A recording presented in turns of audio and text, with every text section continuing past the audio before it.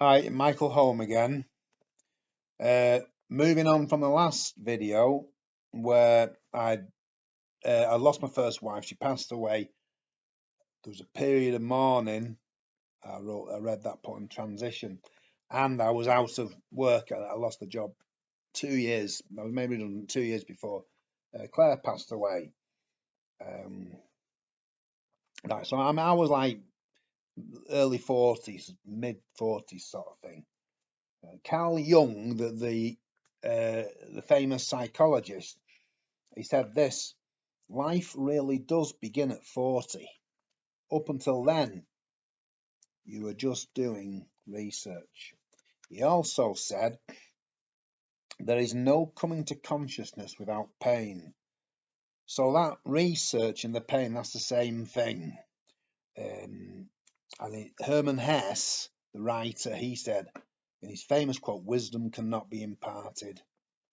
And he went on to say, "Oh, you can learn from books with knowledge, but wisdom has to be discovered the difficult way." And all this sort of overlaps really. Um, so yeah, I needed to get going again. I was in a bit of a rut and bit feeling sorry for myself again. Bit like when in 1992 when I lost the software house job, and the first step for me was as I said before, volunteering at Winnick Hospital. So I knew I needed to do stuff really. Um, so just got some notes here. So I've got for for me an initial but late rejection of normal, um, and its implied negation of individuality. That had been a problem. I think I briefly said normal does not exist because it's the individual that's important. If normal exists, that means it's a group of people with that characteristic, and that absolutely negates the existence of individuals. So I actually wrote a poem which mentions the normal thing. I'm going to read that to you now. Right. I like this one. So I actually wrote this in in May 2014. It's called "The Story of My Life." Did I mention confusion? It chokes, weeding its way through the garden. Summertime got shorter every year.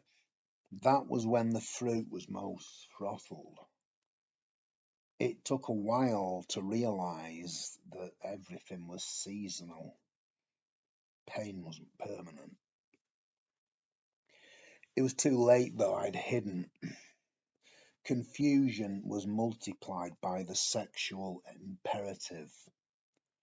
What was left, after all the best years had rotted, was recursive fertilizer.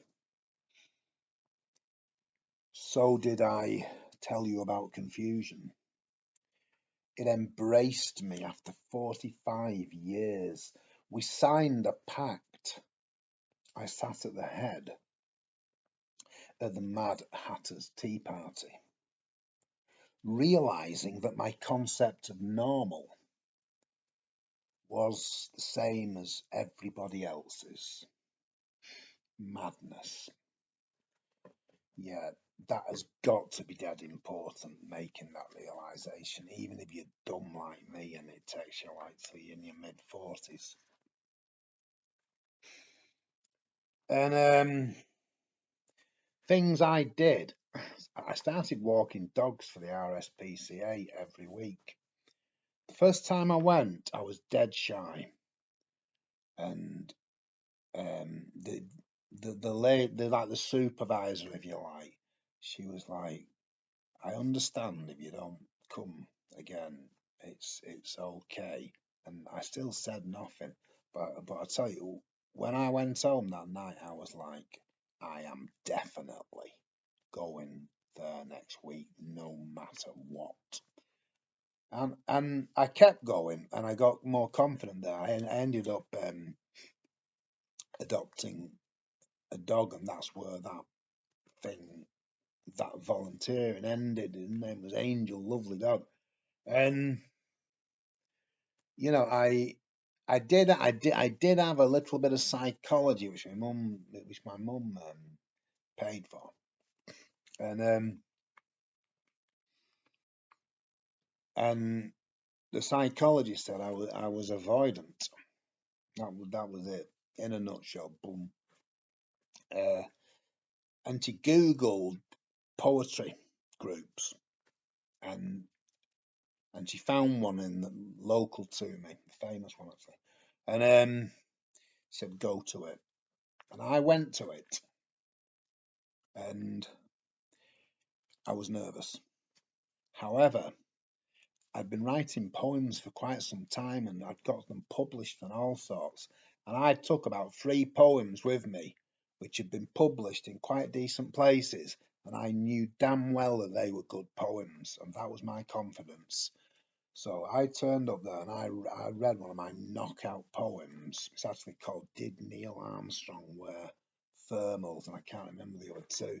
And that was it. I'd got in there. I I'd got in there. And I went every week for near enough a year until a lady, one of the young ladies there said I should do open mic, and I was like, no.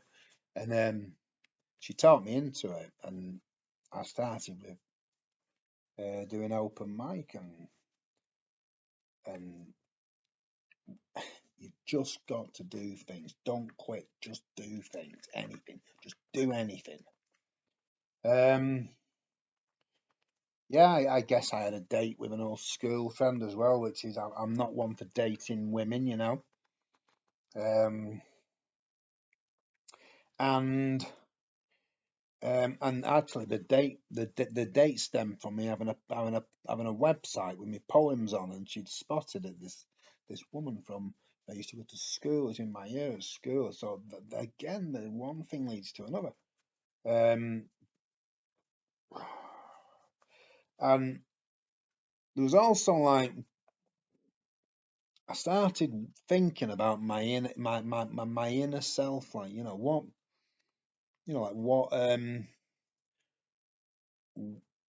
am I at my most fundamental level. I called it my essence. I wrote a poem related to that really. Uh, I'm going to read it to you. I mean, again, in this particular video, it's kind of just bridging to the next video in a way, like the older, but do things, do it. Right. This poem is called I Thought Capriciousness, Then Untitled, Then This. By the way, I've been diagnosed bipolar by now, and I can't remember whether that had been mentioned. So I mean, the capriciousness is obviously a link there. I thought capriciousness, then untitled, then this. I knew my mood had changed because I visited the crematorium for 2 consecutive days.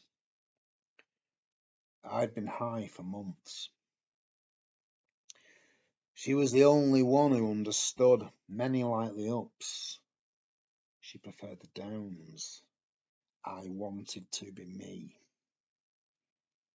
I spent my ISA. I tried to date. I spread poems and offered my house. I woke. It was gone, poofed, just like that. I surveyed the battleground, the people I'd hurt and deceived, and not least me. It's just another day. It's my drama. I asked, what is my essence? That's carried through. That's me. So at this time, I was also on Match.com, the website.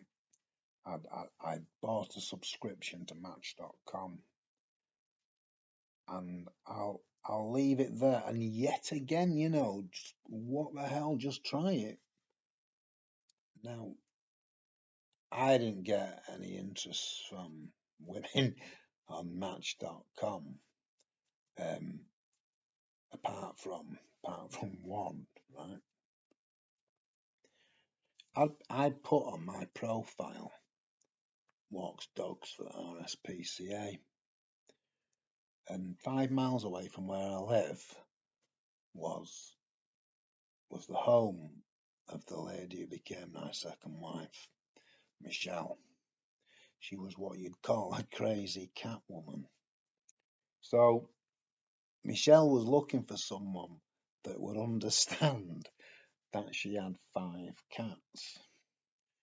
And, I was an RSPCA voluntary dog walker. Anyway, that comes on in the next video, but yeah, we met and just hit it off. Boom, just like that.